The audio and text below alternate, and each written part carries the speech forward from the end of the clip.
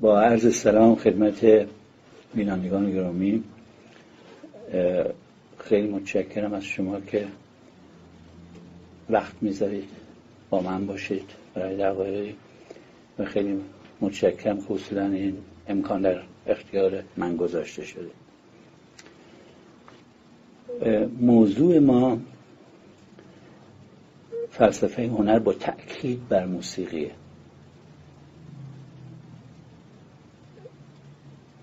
در یه سری از کشورها، ایران هم جزو اون کشورهاست، صحبت درباره شاخه خاصی از موسیقی که من الان توضیح خواهم داد و ما برای سهولت کار موسیقی بین المللی اسمش رو میذاریم، کار آسونی نیست، برای اینکه این موسیقی پیش زمینه کافی رو در این جوامع پیدا نکرده. موسیقی بین المللی برای اینکه بلافاصله بدونید منظور من چیه، موسیقی است که شخصیت‌هایی مثل باخ و بتهوون و موزار و شوپن و غیره نماینده هاش هستن. این یک نوع موسیقی است که یه بستر علمی دانشگاهی داره و در حقیقت توسط آهنگساز به وجود میاد در مقابل موسیقی بومی که توسط مردم به وجود میاد. از طرف دیگه موضوعی که دوستان باز به عنوان مقدمه بگم، در چنین شرایطی گفتگو درباره فلسفه هنر با تأکید بر موسیقی به طور کلی وظیفه دشواریه. شیوهی که من انتخاب کردم برای اینکه در این باره با شما صحبت بکنم،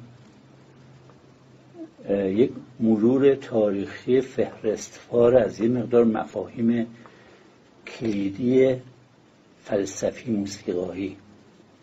ما میتونستیم اسم این برنامه رو بذاریم جای پای موسیقی در فلسفه، ولی به خاطر ناشناخته بودن این نوع موسیقی در ایران حداقل میتونیم بگیم جای پای فلسفه در موسیقی.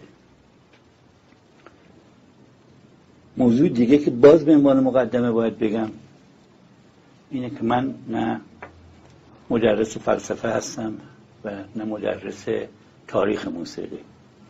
من آهنگساز هستم و در این بحث به هیچ وجه بی‌طرف نیستم. شما باید بدونید من نظرات خودم رو دارم که سعی میکنم از بحث دور نگه دارم مگر جاهایی که مجبور شم.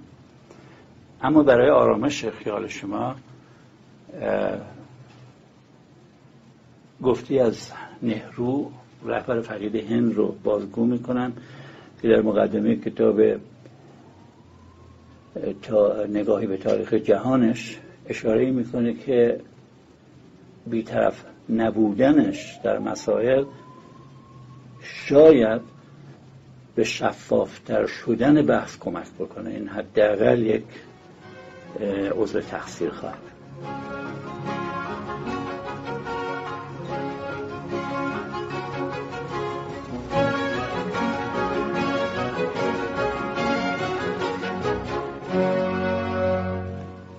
به چند تا عنصر مختلف اشاره بکنیم. اول عنصر ساختمانی. اشاره ما در فلسفه است، بعد میریم روی مفاهیم موازیش در موسیقی. فیلسوفی به نام اپیکور بیشتر معتقد بود که اتم ها از سر تصادف و نه از سر یک عقلانیتی جمع شدن و چیزی رو به وجود آوردن که ما شاهدش هستیم و هستیم و خودمون هستیم و جزوش هستیم. فیلسوف دیگری در حقیقت استاد بزرگ فلسفه ارسطو سعی میکنه مسائل رو در نوعی راسیونالیته عقلانی خردگرایی توضیح بده و پدر منطق میشه و توضیح منطقی داره برای فرآیندها. فقط برای اینکه یک حسی بگیرید که این مسائل در موسیقی چجوری منعکس میشه، ما از لحظه‌ای که وارد منطقه موسیقی بین المللی، موسیقی علمی یا موسیقی جدی دانشگاهی میشیم شاهد دو گرایش هستیم. گرایشی که به دنبال اون گرد هم آمدن تصادفی عناصر تشکیل دهنده موسیقیه و گرایش دیگری که به طرف نظم و نظام و پیشبینی عقلانی و خردگرایی محض میره. این دو جنبه رو ما از روز اول شاهدش هستیم تا الان. به عنصر زمان و فرم فکر کنیم. باز فیلسوفی به نام هراکلیت معتقد بود که همه چیز جاری است.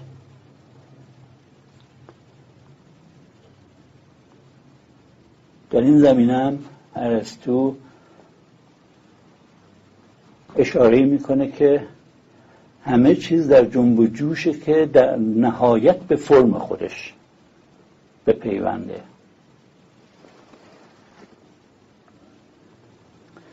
هانس یلینک آهنگساز پست مدرنیست اتریشی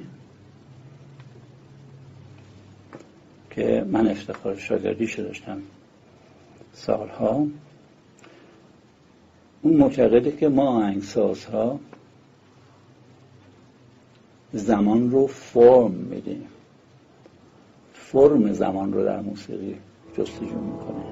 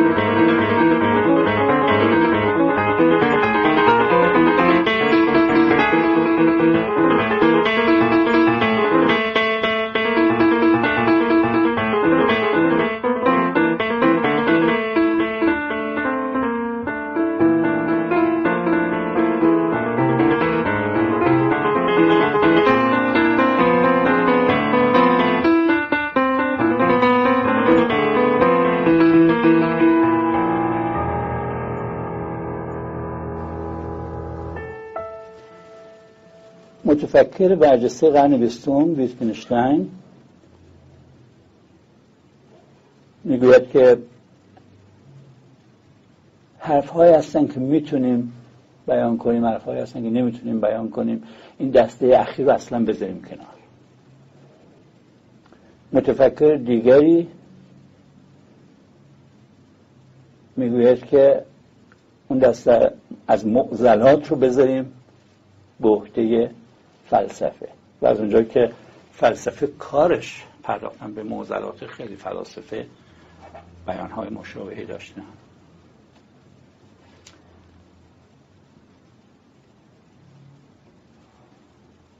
هاینریش هاینه متفکر آلمانی میاد و میگوید که اونجایی که دیگه نمیتونیم حرف بزنیم موسیقی شروع میشه. هاینریش هاینه در حقیقت به یک موضوع کلیدی اشاره میکنه که خیلی الهام بخش من بوده در تزهای فلسفه هنر خودم. اینجا از اون جاهاست که من اجباراً از تزهای خودم صحبت میکنم. من با الهام از این گفتار، با الهام از بعضی از گفته های شوپنهاور و با الهام از گفتارهای آنتون وبرن، آهنگساز نیمه اول قرن بیستم، در تزهای فلسفه موسیقی مطرح میکنم که اون دسته از مطالبی که به قول ویتگنشتاین نمیتونیم بیان کنیم، اونا درست محل بیانش موسیقیه. یعنی موسیقی درست محل بیان آن دسته از افکاری که جز از طریق صوت قابل بیان نیستند و نابترین موسیقی به همین علت موسیقی است که نه چیزی رو توصیف بکنه و نه تفسیر لغوی داشته باشه. چرا؟ برای اینکه از اون لحظه که ما بتونیم یه چیزی رو با تصویر، چه تصویر نقاشی چه تصویر بیانی، تحت جملاتی بیان بکنیم، یه مقدار از کار موسیقی رو در حقیقت انجام دادیم. اونجا به موسیقی اصلا احتیاج نداریم. حقیقی ترین موسیقی، واقعی ترین موسیقی اونیست که هرگز قابل بیان نباشه. بنابراین به نظر من موسیقی میشه نوع خاصی از زبان، نه مثل زبان انگلیسی، زبان فرانسه، نه، یک نوع دیگری از زبان، نوعی که قرار اون زبانهای مثل انگلیسی و فرانسه محتواش رو نتونن بیان بکنن. اینها یه مقدماتی بود درباره عناصر بنیانی موسیقی.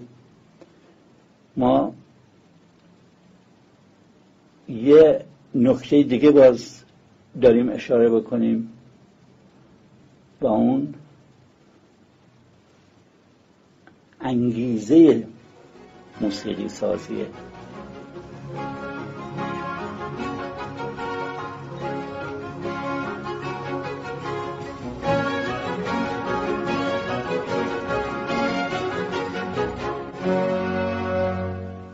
اپیکور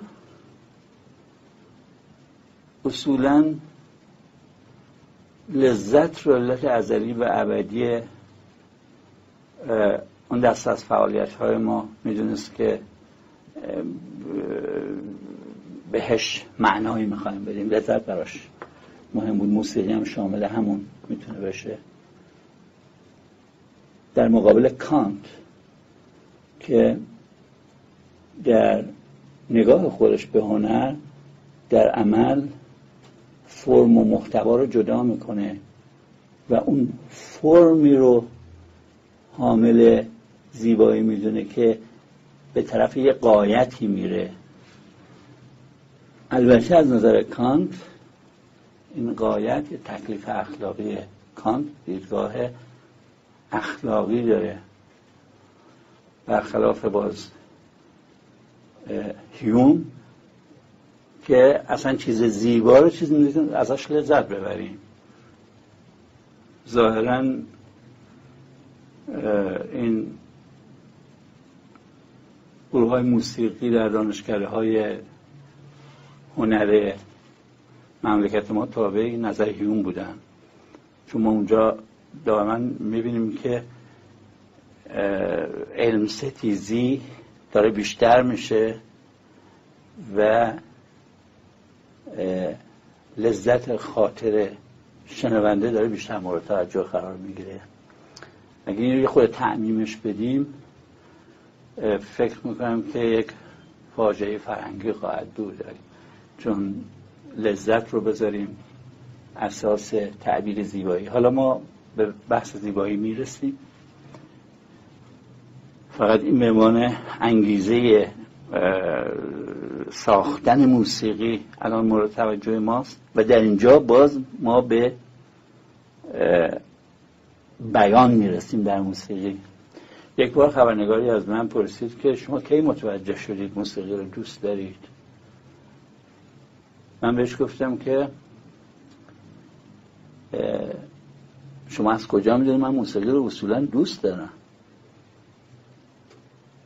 گفت خب من آهنگسازی. گفتم نه، موسیقی برای من همون حالت تنفس رو داره. مگه ما نفس میکشیم نفس کشیدن زیباست یا ما نفس کشیدن رو دوست داریم؟ نه، ما نیاز داریم بهش و من هم نیاز دارم دائما حرفایی بزنم که این حرفها رو در قالب کلام نمیتونم بزنم، در نتیجه در قالب اصوات میزنم. اینجا مسئله دوست داشتن نیست. پس انگیزه میتونه بیان باشه، میتونه ابراز خودمون باشه یا رابطه فکریمون با دیگری باشه.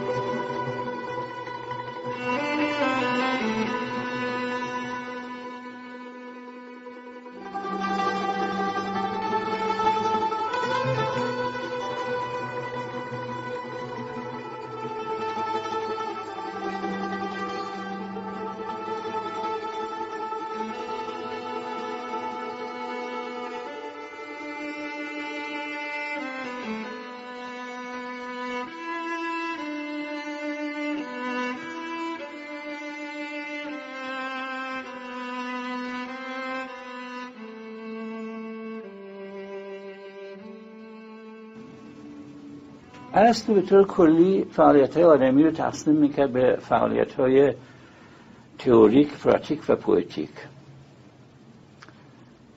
در فارسی میتونیم بگیم تئوریک نظری، پراتیک عملی و پوئتیک. اینجا یه مقدار دقیق‌تر باید فکر بکنیم. پوئزی و پوئتیک در زبان‌های قدیم اروپایی الزاماً معنی جدیدش رو نمیده و خود ارسطو بلافاصله فعالیت پوئتیک رو تقسیم میکنه. ظاهراً یعنی فعالیت شاعرانه، ولی در عمل الان براتون توضیح میدم ارسطو چه جوری تقسیم میکنه. ارسطو میگه که فعالیت پوئتیک، فعالیت شاعرانه در یا شعری، گفتم این لغت رو به معنای امروزیش اصلا نگیرید، دو نوع انجام میشه. یه موقعی ما طبیعت رو تکمیل میکنیم. یعنی چی؟ میخوایم از روی یه رودخونه رد شیم پل میزنیم، یه سنگی رو میخواییم بتراشیم یه چکشی براش درست میکنیم. ما داریم کمک میکنیم به اون چیزی که قرنها بعد فرانسیس بیکن تحت عنوان فائق اومدن به طبیعت مطرح میکنه. ما داریم طبیعت رو برای خودمون آماده زندگی میکنیم و میخوایم تکمیلش بکنیم. در اینجا هست عنوان صنعت رو به کار میبره. ولی اگر ما این طبیعت رو بخوایم تقلید بکنیم، بشیم اون رودخونه رو تصویرش رو بکشیم، اونجاست که ارسطو از اصطلاح هنرهای زیبا استفاده میکنه.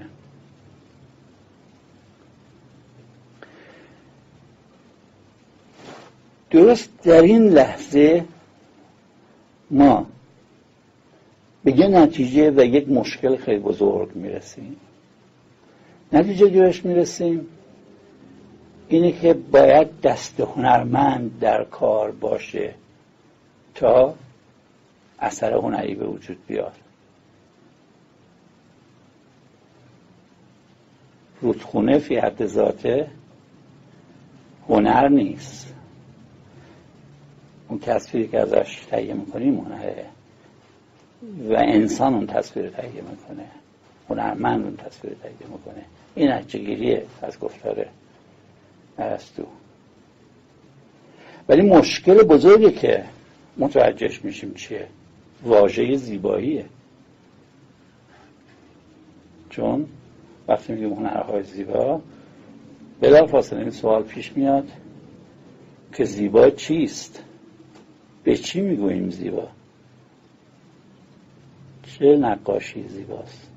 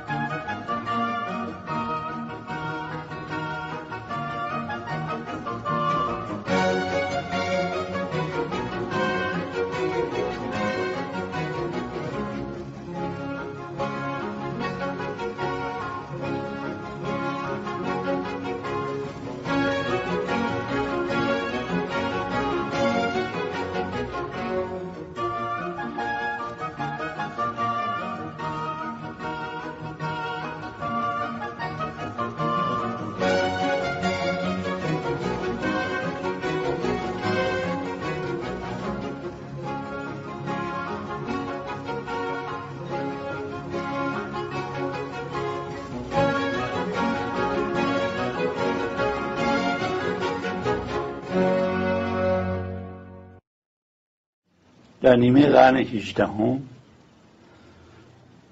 یه متفکر آلمانی به اسم بامگارتن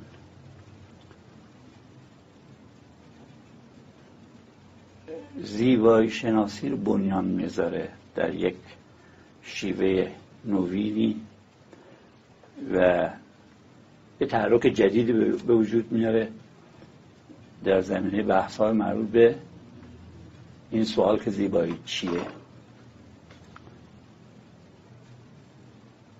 خود بامگارتن البته معتقده که نهایت زیبایی در طبیعت و نهایت فعالیت هنری هم منعکس کردن این طبیعته و از نظر فلسفی هم معتقده که از طریق حسی به زیبایی میرسیم و از طریق منطقی به حقیقت میرسیم.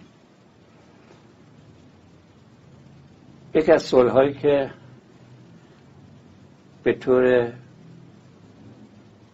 کافی مورد توجه فلاسفه متاسفانه قرار نگرفته توضیح این خطی است که حقیقت و زیبایی قرار از هم جدا بکنه و این تفسیر فلاسفه نیست، تفسیر واژه زیباییه. حالا ما به این واژه برمیگردیم، اول یکون معرفیش بکنیم. همونجور گفتم هیوم میگه زیبایی باید دلپذیر باشه. فیخته میگه که تفکر محدود ما زشتی ها رو میبینه و تصور و تخیل نامحدود ما به زیبایی ها دست پیدا میکنه. و باز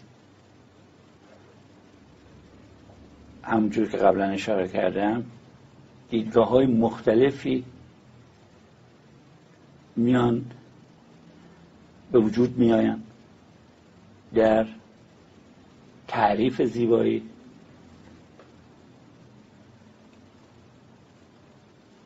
تعادل مطرح میشه، تقارن مطرح میشه، خیر مطرح میشه، تعهد مطرح میشه.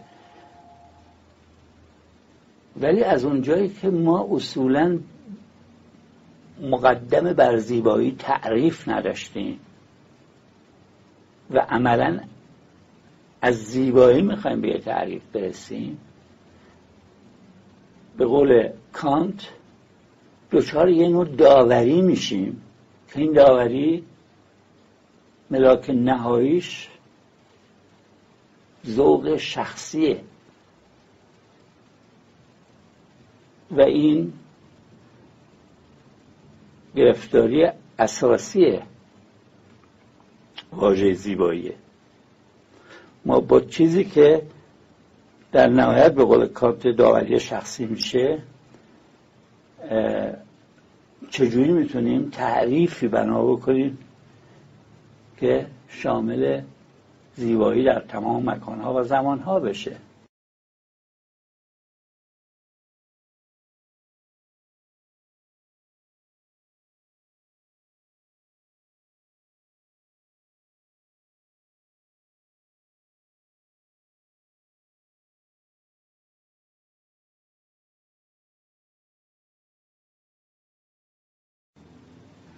مفاهیم الغای راه به طرف زیبایی در موسیقی زودتر از هنرهای دیگه شاید با اشکال خیلی اکادمیکی مطرح میشه. ما اولین بار در قرن 14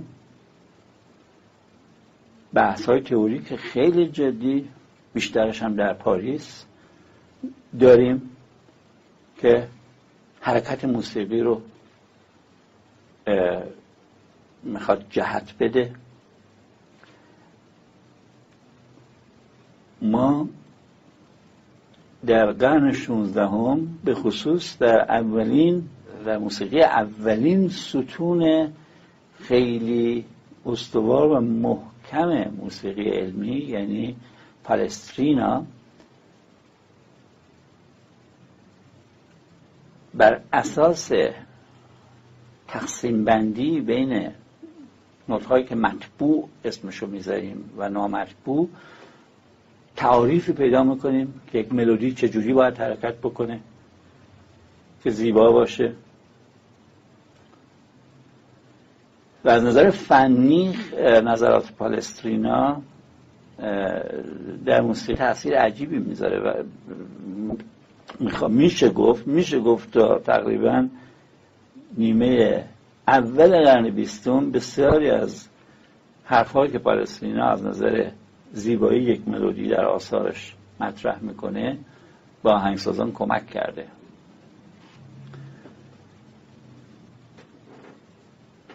مسئله اصلی در موسیقی و این موسیقی قبل از هگل و حالا زمان هگل و بعد از هگل هماهنگ کردن ناهماهنگ هاست و این دیدگاه خردگرایانه است، هماهنگ کردن ناهماهنگ ها و تئوری هایی که ما رو به زیبایی موسیقایی میرسونه بیشتر بر این اساس شکل میگیره.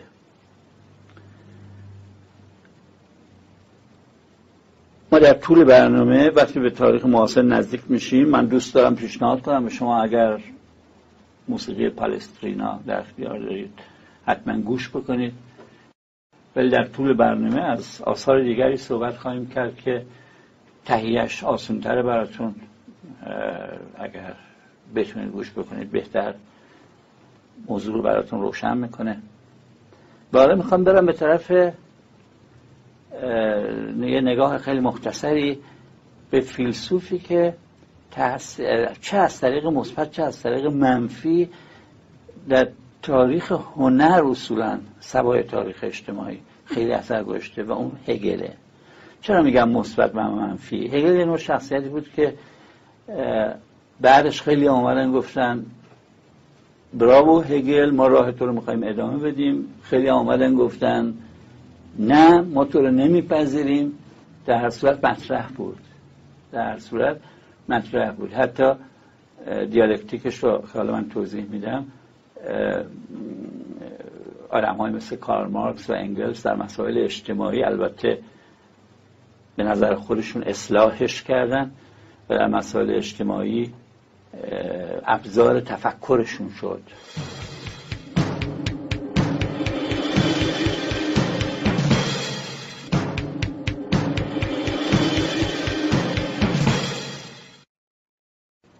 هگل به منطق معتقده، به حقیقت معتقده که حقیقت با خودش تضاد نداره و مهمترین نکته در موردش اهمیتی است که به توتالیته میده، به یه نوعی مطلق.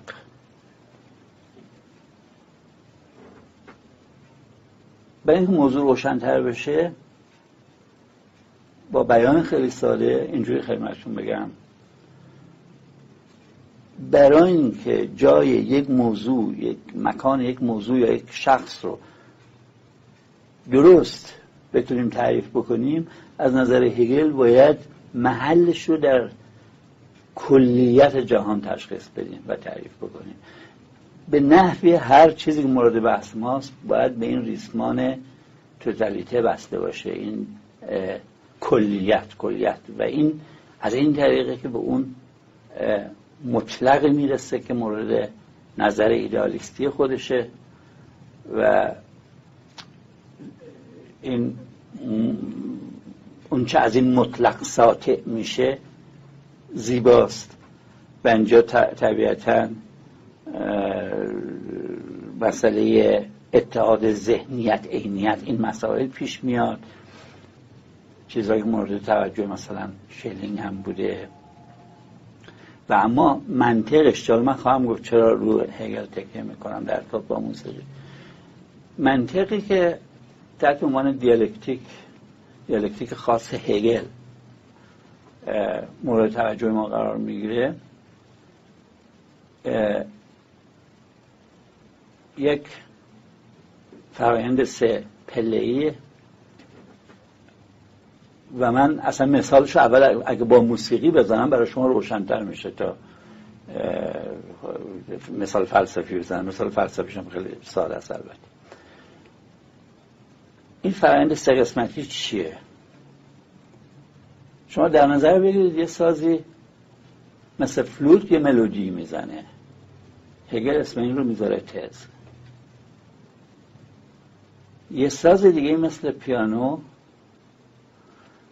ملودی هایی میزنه در همراهی با این فلوت، هگل اسمش میذاره آنتیتز.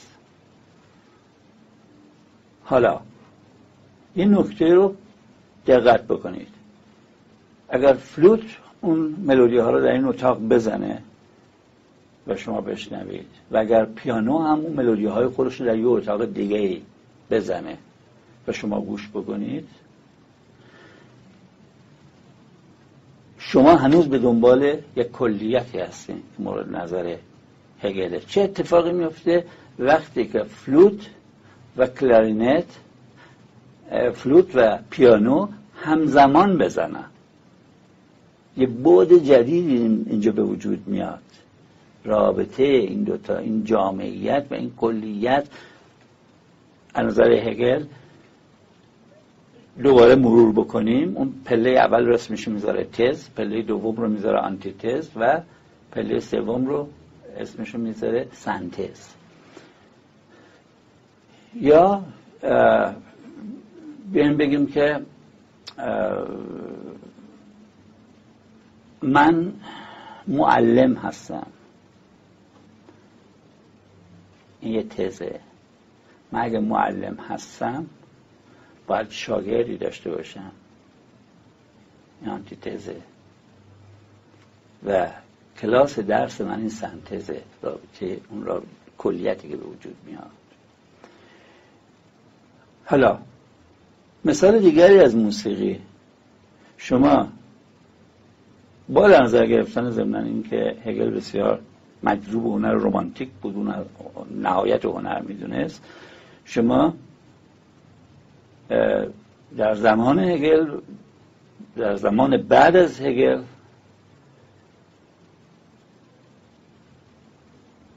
جریانی در موسیقی دارید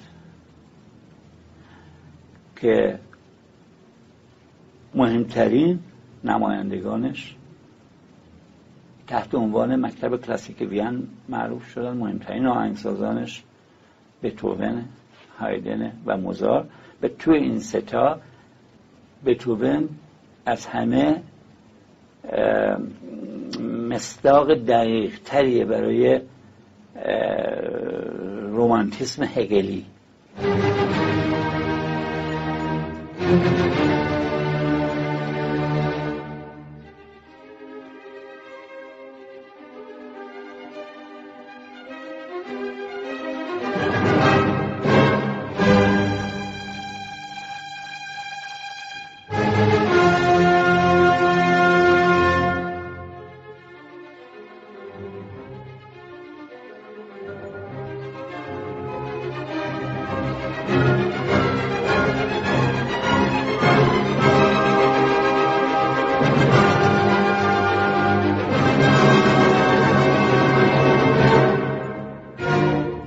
من به شما شنونده گرامی پیشنهاد میکنم که آثاری از بتهوون، میتونه سمفونی های بتهوون باشه، یه سمفونی نسبتاً راحتی برای درک این دوگانگی تفکر، تز و آنتی تز، سمفونی پنجم به خصوص قسمت اولش، با مشورت دوستانی که بیشتر با موسیقی آشنا هستن، این مقدار کارهای کلاسیک اگه بشنوید، مطالبی که من گفتم برای این